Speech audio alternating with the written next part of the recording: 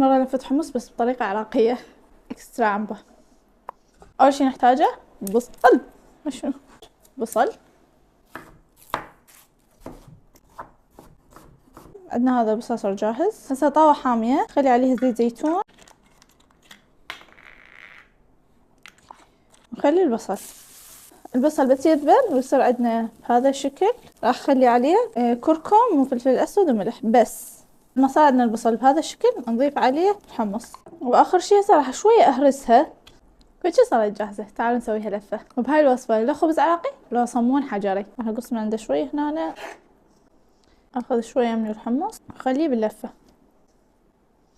خيار مخلل وشوية فلفل. اخر شي واهم شي العنبة يعني تعطيها طعم رهيب. شوية بس نرجع نطبقها. بسم الله. اعتقد هاي اللفة ترجعكم للطفولة. اذا تردون ترجعون لطفولتكم جربوها.